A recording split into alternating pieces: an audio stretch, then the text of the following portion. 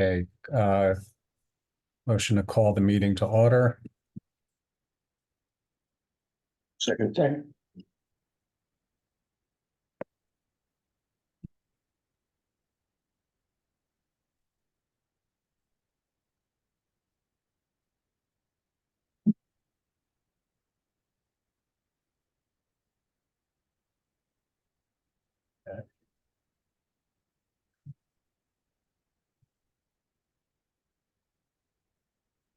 Okay, Dave, where would you like to start?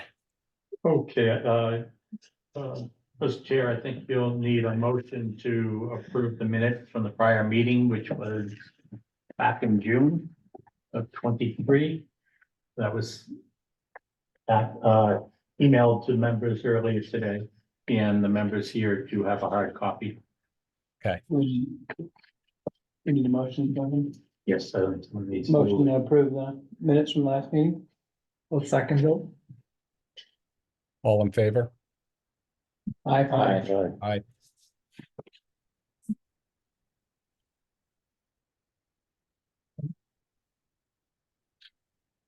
So the purpose of today is just to start the process that we'll go through over the next several weeks for recommendations to the select board. The material that I distributed via email earlier today, and which members have with them at this time. I'll just go through the document page by page. So the page one is just a reminder of the block structure that the town has relative to consumption. That is the consumption that that is contained in each of the step rates for each of the billing periods.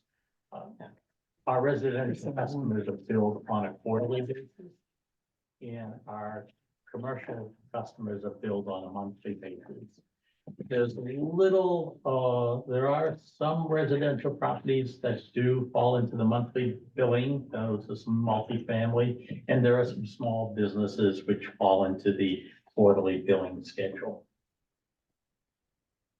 Needham has had for many years a 4-step system. And just a reminder for the members that under DEP regulations in the permit that the town has, the town must have an inclining, meaning a higher rate block structure system. So the more that one consumes, the higher the rate is for the consumption. And if we don't, We would be in violation of the permit and DEP regulations. The obvious thing, particularly with the permit, is WRA may not be able to sell us the water, which supplements the town's water supply. okay, just one second. The next page is just showing you the rates that have been in effect for the last 6 years, inclusive of fiscal 2024. As a reminder, and for background knowledge for the newer members, is that one of our largest purchasers of water for many years was Coca-Cola, the bottling operations. And they started ramping down operations and basically ceased bottling operations in Needham in 2020. With that, and knowing that that was going to happen, and knowing that Coca-Cola contributed a significant amount of revenue to the town, and their consumption was at almost 99, more than 99% of their total usage was billed at the highest rate, that it effectively provided a subsidy for much of the town, including many of the residents. With them, with the loss of that consumption, it was known that the rates would have to increase to make up for the loss of the Coca-Cola bottling operations because there was not a significant reduction in cost.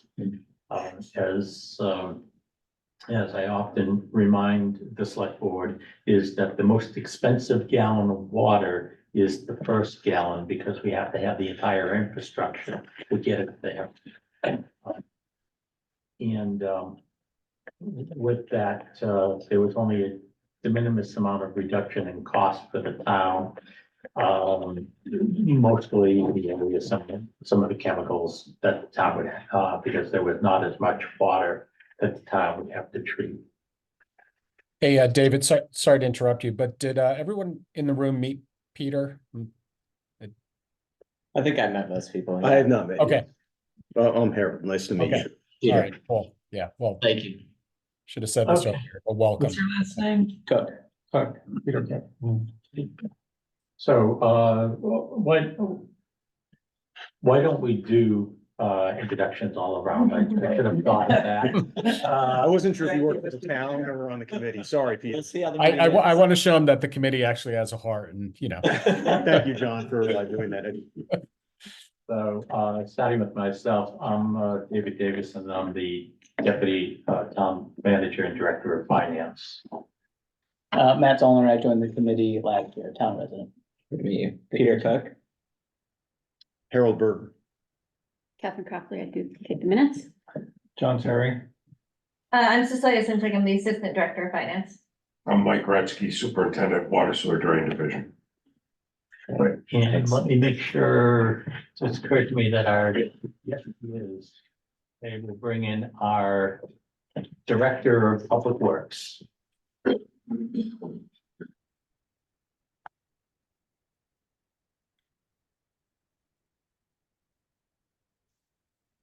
Who's that?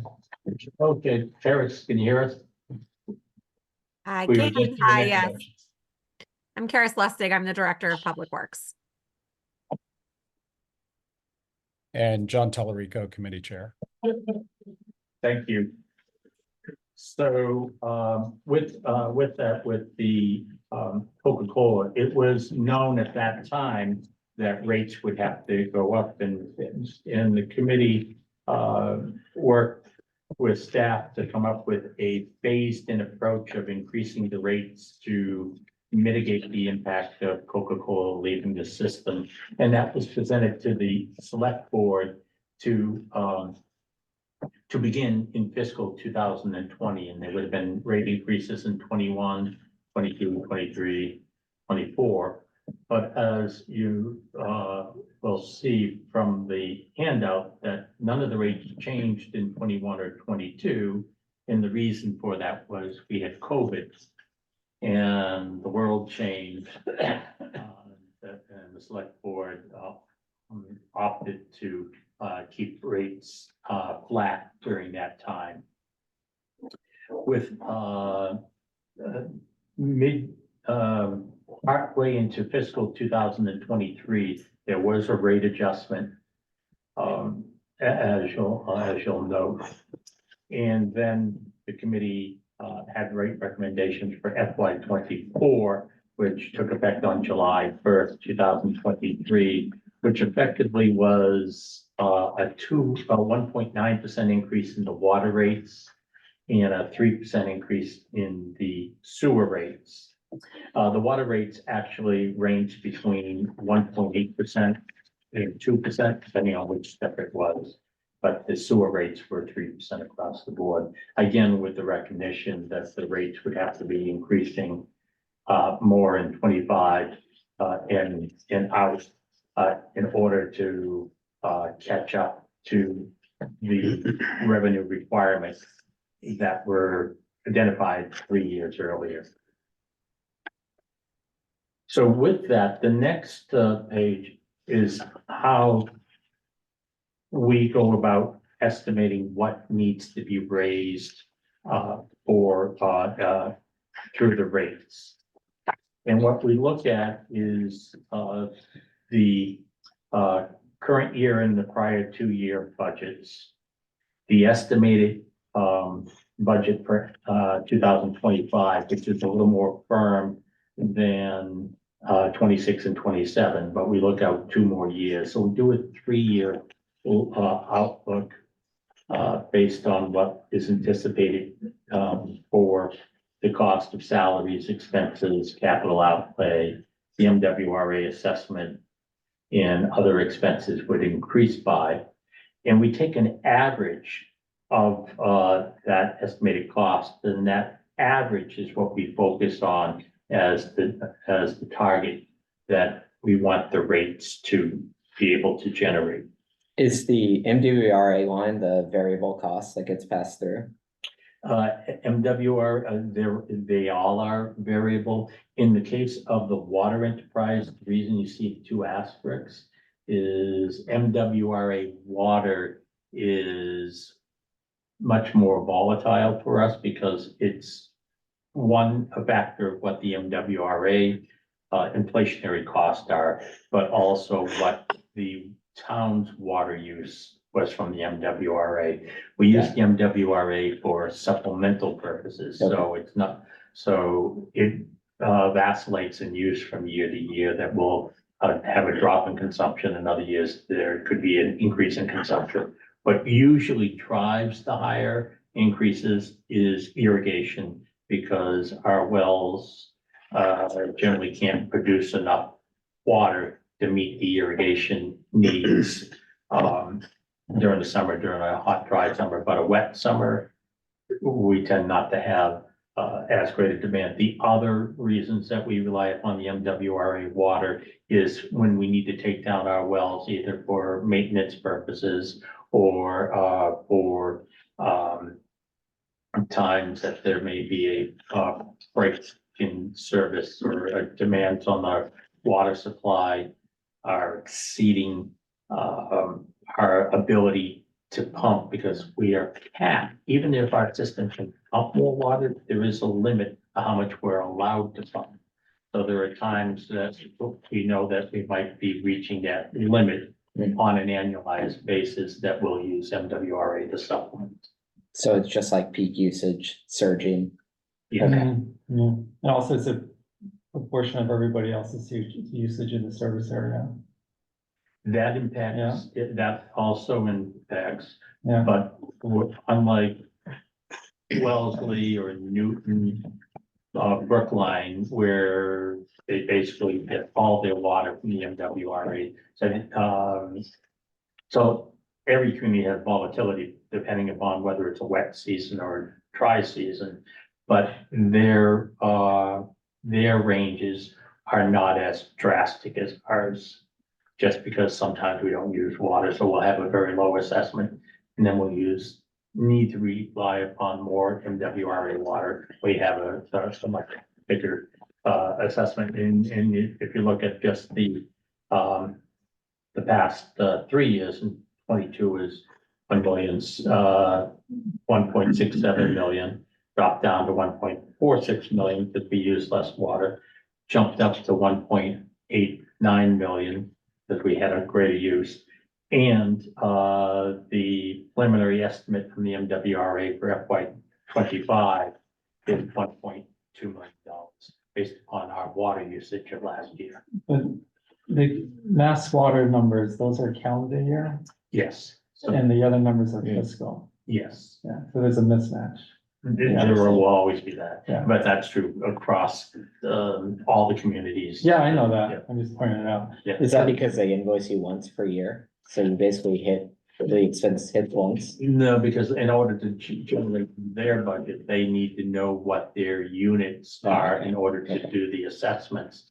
So they base it on a calendar year basis. So basically the water usage from January 1st, 2023 to December 31st, 2023 determines what the town's will be the basis of the town's assessment for FY25, the year starting July 1st, 2024.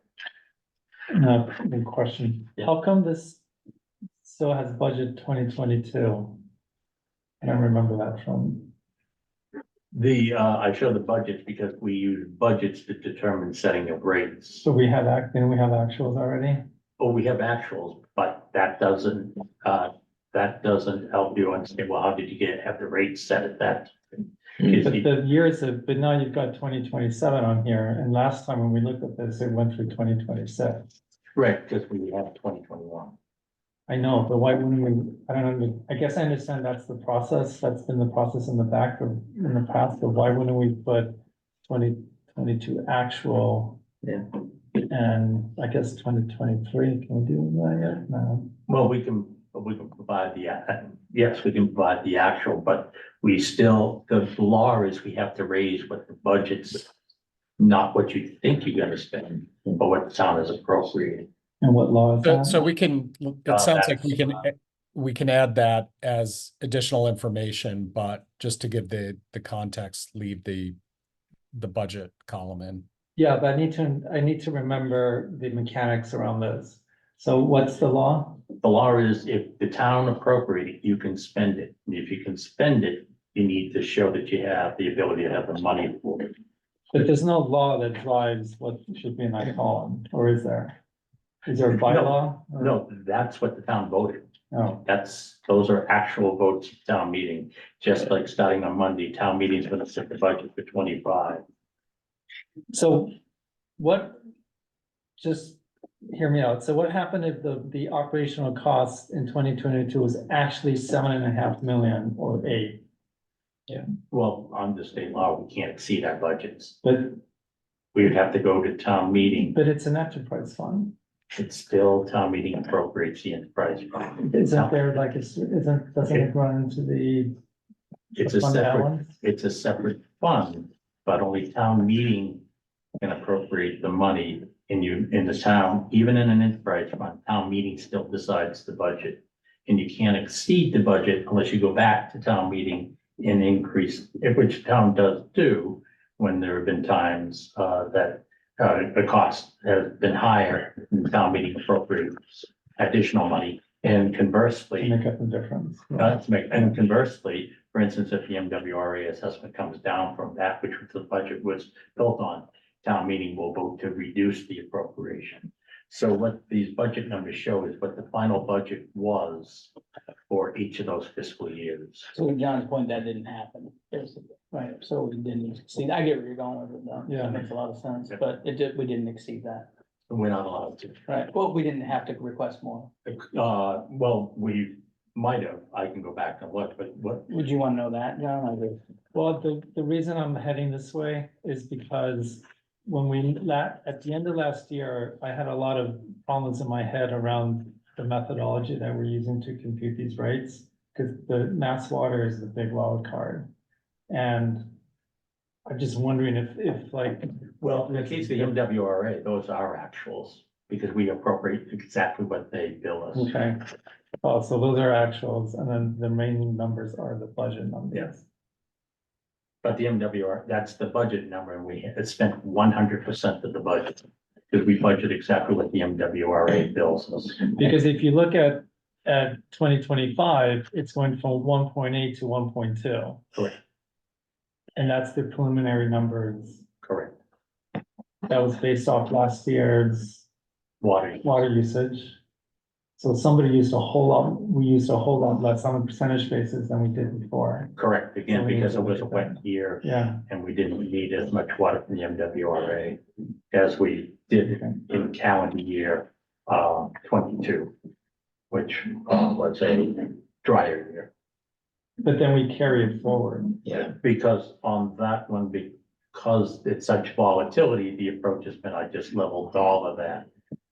Well, because it could double in price the following year, or it could drop by 50%. But again, we take averages to set the, a rate structure. But we update it again next year, so if the assessment jumps up, that would be reflected in next year's rate setting process. Mhm. Because again, all these actions have to happen before the state will approve them. We're gonna work through this. Okay.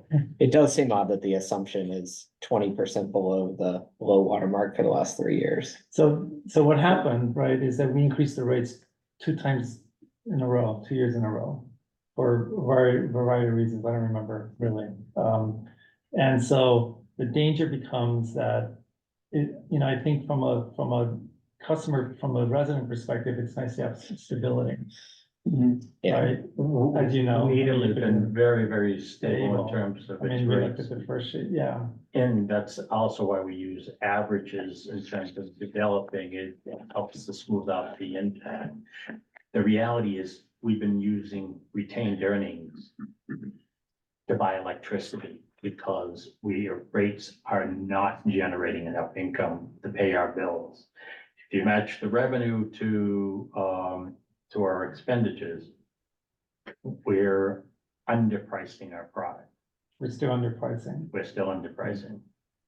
So, and in fact, last year, that property tax actually had to backfill the water budget because we weren't generating enough revenue. Okay. Then By how much, Dave? Percentage? I have to go get the numbers, about. Okay. About $200,000. So I plan to go through all of that at the next meeting. This Okay. was more about the overall approach in terms of setting rates. Yep.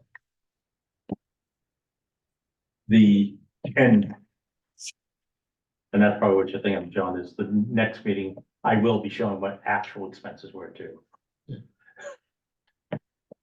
The next page is the sewer, same exercise. Now, in this instance, you'll see the MWRA that there's actually it's actually increasing in the out years. And the reason for that is that is more impacted by the inflationary pressures upon the MWRA and their assessment, because all communities sewage vacillates from year to year, but we use it all the time. It's not we never shut down our use of the sewage. It's always going to the MWRA for treatment. And on the basis of the MWRA assessment for sewer, we look at what the average is in terms of what it's been costing the town of Needham, as well as the MWRA's policy statements. The MWRA has a mantra that they try to keep their rate increases to no more than 4% per year for the sewer. So that suggests what the maximum increase could be for the town. The reality is the other variables are how our amount of sewage going to the MWRA is as a percentage of all the communities contributing to the sewage. So what percent do we make up of the whole? And that changes with ebbs and flows in the different communities. The 5-year average in the MWRA assessment for Needham has been 1.8%. So much below the MWRA's goal to not be more than 4%.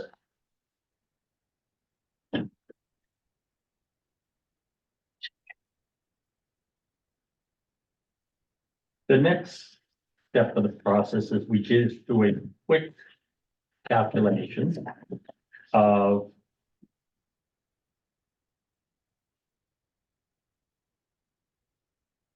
what we would need to raise on average. And if you look back at the sewer number, the sewer chart, you'll see that we're showing an operational cost estimate for FY25 of $10,964,000, in 2026, $11,364,000, and FY27, $11,797,000. we take the average of those 3 years of estimates of an average of $11,375,000. And the page before, the same concept with the water, 7.28 million in 25, 7.48 in 26, and 7.66 in 27, for an average of 7,473,000. So on that chart where I show the user rate structure recap, you see the operating period average of 11,375,551. That's the revenue that we estimate that needs to come in to meet the estimated expenditures for the operations. We subtract from that revenues, other revenues that would be coming into this sewer enterprise fund. $310,000 is an estimate of the basic user fee. That's the quarterly fee that appears for the sewer, or basically the base fee. And in the sewer enterprise fund, there's work that is done by the enterprise fund, but it's really a general fund expense. That's the drains program. That's the water and runoff there. We appropriate the money into the enterprise fund because the work is done by the enterprise fund employees, and from a lot of operational reasons, the accounting and such, it's much easier to have it appropriated in there. The reason the general fund contributes to it is, let's say we got out of this water and sewer business, we sold it to Acme Enterprise, and they're now running our water and sewer operations. The drains is still a town requirement because that deals with the drains in the roads, that deals with the culverts, nothing to do directly with the water operation, indirectly with the sewer operation. So hence why Needham appropriates general taxation to the enterprise fund, and hence we have to reflect the tax. That is money that's coming in. We have an allowance for doubtful accounts that we inevitably, like any business, have to write off or abate to come to an amount that we would need to raise from user rate. In the case of sewer, 10,350,868. We round to the nearest thousand, it's 132. So we're looking to see a rate structure that can produce $10,351,000. We base our rate on what we assume will be the billable volume, which we'll talk about a little more in a few minutes. But that number based upon a 4-year average is 88,238,500 cubic feet. This then becomes a math equation. If we charge the same rate for everybody, they have to raise 10,351,000. We bill 88,238,500. That would mean the average rate would be $11.73 per 100 cubic feet. The next is the water, the same operation. In the case of water, the $750,000, that's the basic service fee. That's the $15 fee that you see in the residential bill to reduce an allowance for doubtful accounts. We're looking at 6,789,098, round to the nearest thousand. We would be looking at a rate structure to generate $6,789,000. Our 4-year average in consumption is 137,892,900. Produces a single rate of $4.92. So I have a question. Yes. So when we did this last, we excluded 2020, but now we're including it. Yes, because now it's the consumption patterns seem to be closer to what was happening in 2020 than in terms of total consumption, that it doesn't seem to have the impact that I thought it was gonna have. I thought there would be a much more significant increase. What do you mean? I mean, they're not really that similar. The reason I'm saying is that the sewer rate consumption, that billable volume dropped by almost 2%. Water's essentially flat, it's 35 basis points, so it's basically flat.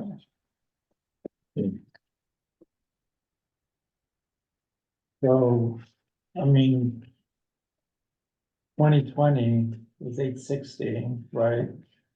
2019 was 891, 895.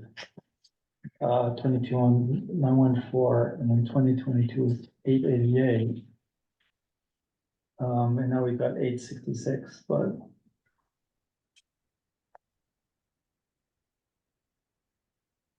I don't know.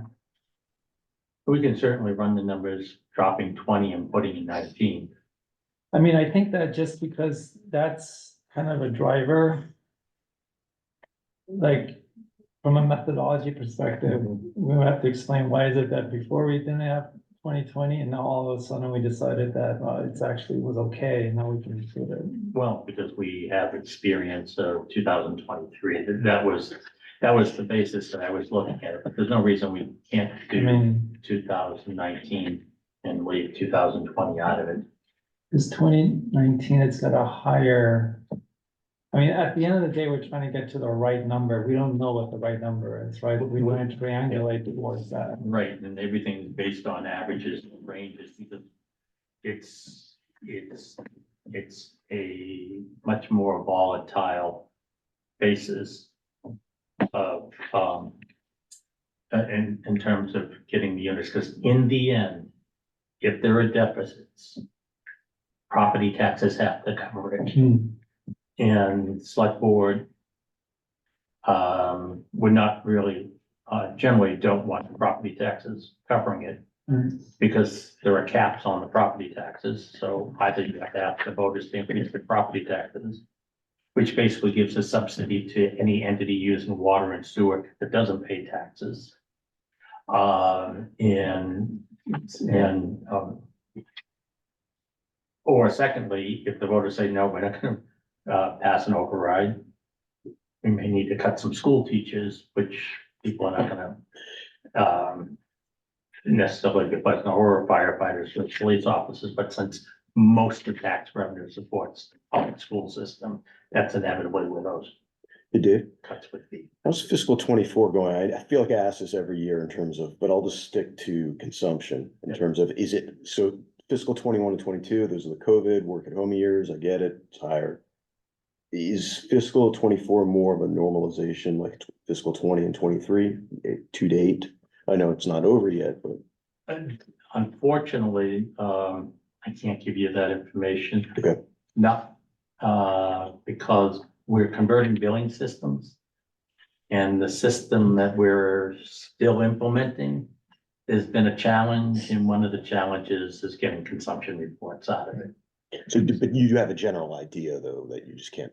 Yeah, well, we know in terms of what we're pumping, Yeah, and our pumping volume's not too much different from last year. okay. So, but in terms of how much of that pumping resulted in billable volume, that's what I don't have yet. Okay. Is that all? I had heard it that there was the delay in all the billing systems. Is that close to being worked out? It's working out. To probably have seen that the bills we've been playing catch up, and they're Yeah. coming out, giving 60 days grace period of paying the bills instead of the standard 30. We should be back to our normal billing cycle by July. Okay. And but it's been tough.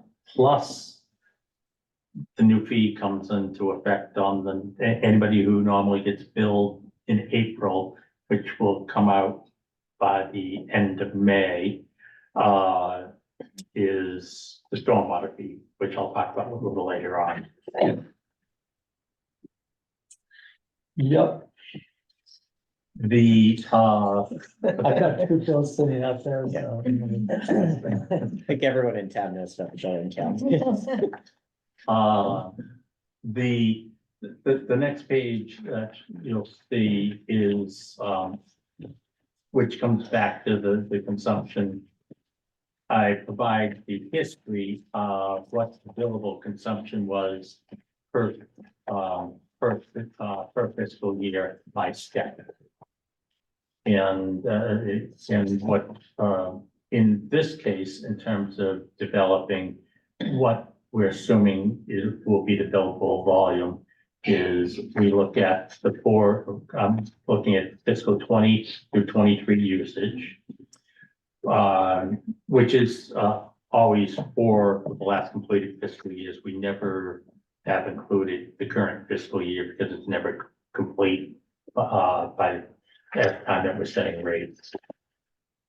And for water, there are two rate schedules. There's the water that's used through the domestic meters, and then there's the water used through second meters, most often referred to as irrigation meters, but it's not always necessarily just for irrigation. Folks may have it if they have a pool, for instance. But the secondary meter is at a different rate structure than the domestic water meter, so we need to know the consumption on both of them in order to multiply those estimated consumptions by the rates.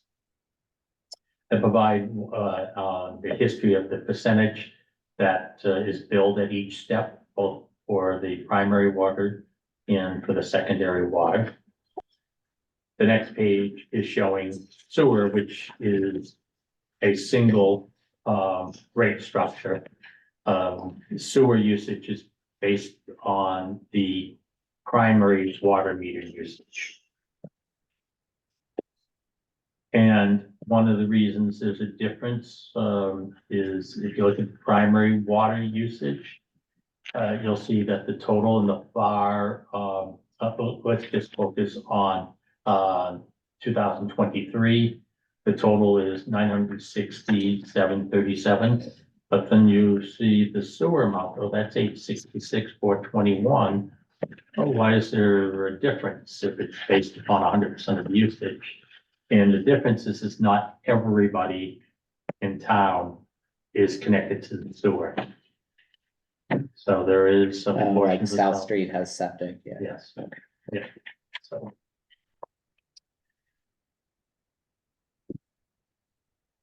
Then the next page is showing, based upon our current rate structure, what what the revenue generation would be. At the first area, you see steps 1 through 4. The current rate structures is $3.30 up to a high of $5.44. You'll see that the consumption is multiplied by that rate to determine the revenue generation. Those numbers are based upon the averages that appeared on the previous pages. And then in the case of the irrigation, we take those consumption amounts and multiply by those rates to come up with the dollar amount. Dave, can you remind, what's the corridor for, when revenues are, say, 98 to 101% or something like that? Yep, so this is the next area where we work on ranges of averages, is the rate structure that is recommended to the select board is a rate structure that through this exercise, based upon our estimated volume, based upon our estimated of what we have to raise in revenue, that will generate revenue that will fall in between 98.5 or 100 to 101.5% of that target. Because again, of volatility and everything's estimates. The cost is an estimate. The billable volume is an estimate. The volume at each step is an estimate. So general. How many accounts are there? There are between 8,000 and 9,000 accounts. In the house, in college. So, one of the things I would bring to your attention is the yellow highlights up there. We do the calculation, if everybody paid the same amount for the water, but basically called a flat rate, which would be $4.92. Effectively, step one at $3.30. It is receiving a subsidy, you're paying $1.62 per 100 cubic feet less than cost. At step two, it's $1.39, and step three, it's 49 cents. Only at the highest step are they paying more than cost. And basically, that's where where all the money needs to be generated in order to keep those subsidies the way they are. And the irrigation water is all billed above the flat rate. We're looking at a shortfall of, based upon from the target of $307,775, or it's 95.5% of our target. And again, reminding you, the target is 6,789,000. Basically, what that suggests is that we have a shortfall of 4.7% that we have to make up in order to get to the target range. We do that same exercise for sewer. And again, on the averages, the target revenue is 10,351,000. The assumed consumption's 88,238,500. We have what our averages are in consumption. And we generate our rates, which has a shortfall of just under 775,000, or 92.5% of the range, or an 8.1% shortfall. So the way that's computed, just to remind everybody, is the percentages from page 7. Right? Yes. Times the volume from page. Well, it's on page 5. Yeah. Right. Yeah. Right, so if that number was the same as last year, it would be 89,752. Correct. In which case. The shortfall would be different, It would be. it would be less, right? Correct.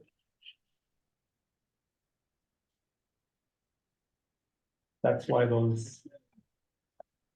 Billable use per year matters so much in terms of how that's done, yeah.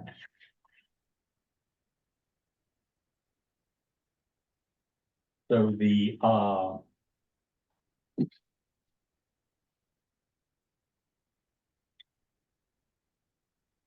other information is just showing what some of the other rates are that the town has, and this also ties back to those other estimated revenues. Storm, I also showing on page 11 the stormwater rates, what they are. There will be no need to make a recommendation on those rates this year because it was a pledge that there would be no change to the stormwater fees for at least the first 2 years. And stormwater revenue proceeds go towards capital expenditures? Yes, it would be appropriated. The money goes into a special stabilization fund, which town we would appropriate money from that stabilization fund to fund stormwater capital related improvements. Does, I know this has been a big topic, I'm curiosity. I guess it would be probably under the water enterprise. Is the town looking at a PFAS, those forever chemical? I know, like I said, it's been gaining momentum, the detention. Is that included here on potential capital expenditure and responsibilities for that in the wells? He's asking about PFAS and are we incorporating estimated costs with that? There are, not in the stormwater part of it. No, in the water Yeah, is no, what I no, said, no. yeah, the wells. Yeah, we're carrying a budget number for potential PFAS treatment which, will be coming down the line for a couple of the, chemicals. So we're at the limit, let me correct what I'm saying here. We're at the limit on 2 of the chemicals. Our average for PFAS is well under the 20 parts per trillion. We're averaging anywhere from 8 to about 11 or 12. And we do that quarterly. We used to do it monthly, but because we've been so low, we don't have to. But those 6 compounds, a couple of those 6 compounds that we test for are at the 4 or the 4.5 limit. So those coming down the line will have to be treated for at some point. So we're not there yet, but we will be once the regulation goes in, and then we'll be using that budget number to start to see what we need to do to treat, because there's different methods to treat for it. Is that budget number though on slide 3, is it included in the cash capital plan, or it's excluded for now? It's like, what page do you want? Page 3, operational expense forecast for the water enterprise. I'm just trying to get a sense, is that? Well, we are carrying a line item number Okay. for it, so I'm gonna assume it's in here. Okay. So I can't pull it out of here, but yeah, It's in the future capital plan. Yeah. Okay, thank you. yeah, it's been in the capital plan for, I think we've been carrying it now for at least a couple of years. Yeah, Yeah, because we didn't know what since you direction. started. Yeah, we didn't know what direction it was going in, and how much they're gonna squeeze up on these numbers. Okay, thank you. Hey, Dave, going back to the stormwater, the square foot range, is that the impermeable space of a lot? What's that? Yes, it's the impervious area on a parcel, which is inclusive of the roof, patios, driveways. Most properties are in tier 2, and the next highest segment is tier 3. So we have just a little over 10 minutes left. I know there's a bunch of asks. I just want to make sure that we capture for the next time we meet. So John, I think one of your asks was for actuals versus budget 22 and 23, if we could get it. Yeah. Okay. That should be in the town's audited financial statements, I think. Or just. Shouldn't that be in the town's audited financial statements, budget to actual? For the Well, enterprise funds? actually, that's budget to actuals because I give the information to the auditors. Oh, yeah, oh, okay. But it's already out there, is what I'm saying. Yeah. Yeah. The other thing I'd like to understand is just roughly how much, if we've been short in what the recommended changes, let's say over the last 2 to 3 years have been, and we've had to eat into tax revenue. I'm just curious how far we may have been off and how much we've had to tap into that, if at all. Yes, I will have that. And it's not just tax revenue, but also the retained earnings. Yeah. We've been appropriating retained earnings to the operating budget Were you at referring to an the current, increasing amount each year the current fiscal year is what you were referring to? Or every year? of the last several years because Okay. we have not made up for Coca-Cola yet. Okay. Yeah, and then I don't have a sense of, what percentage is kind of acceptable for that, because I know we try to be conservative and as kind of cautionary in raising rates, but if, I just want to make sure that we're kind of getting it closer to right. And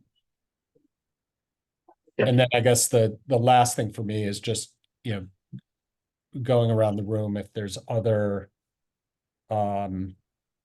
things that any of the committee members would like to ask for in preparation of our next discussion. Just so we capture that. Yeah. I have one question and maybe it can be answered now, and this is just because I know we worked on the base charge for the sewer system, and I noticed at the top of page 2, the base charges for the water system have been flat for a while. Do we know when that was last adjusted? Just that I'm not, you know, opining on anything. I'm just curious. When, It's been, I'll get the exact date, but it's. Okay. It's many fiscal years ago. The committee in past hasn't wanted to raise that's one of the options for the water system. for the water. Yeah, I know we did on the sewer system. We did increase that, rate, more recently than we did Okay. than the water, basic service fee. No, I'd be curious to know when that was last adjusted. Yep, I can have that. The,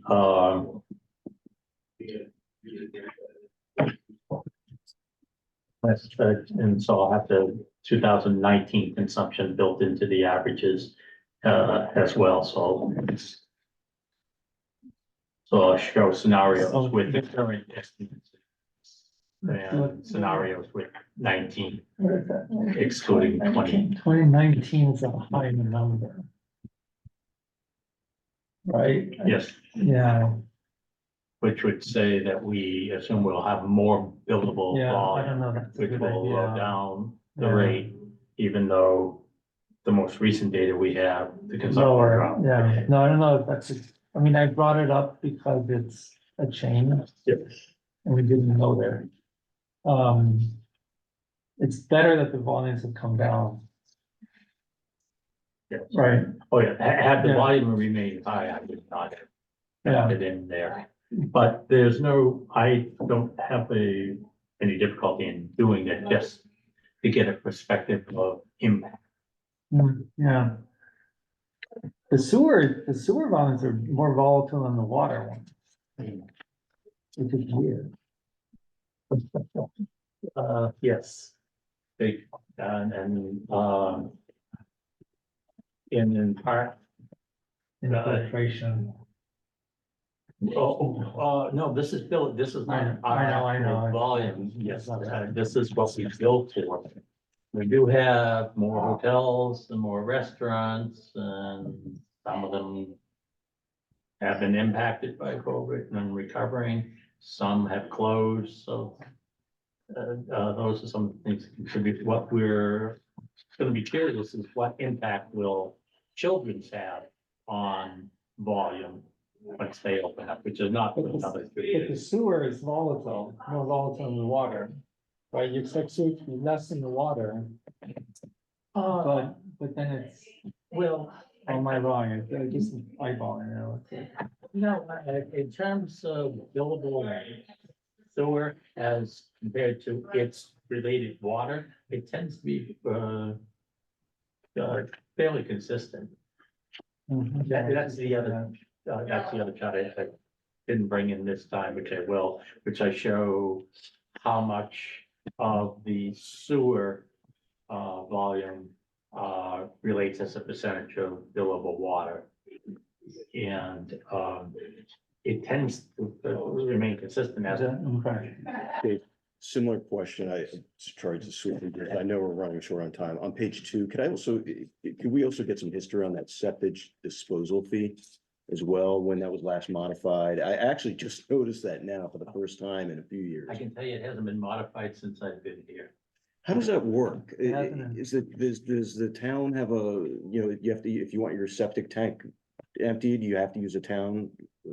No, what happens is, that fee would only be charged if somebody was, using it. So we have, one location where that can be used and, nobody calls us on it. We have a gate that locks it because we don't want people going down there after hours. There is a location down there off of Great Plain Ave, 5128, just beyond St. Bart's. And actually it's right over the bridge. So what happens is people go down there and they try to dump other things down there. So we keep it locked. So the septic guys don't want to wait for us because we have to go down and physically unlock the gate to let them in. So they'll call us, depending on where we are. We'll say, okay, we'll meet you there. but then they don't call us because they want to be able to go dump and leave. They don't want to wait, have to back up into this area, open a manhole cover and do it, so they go to other locations.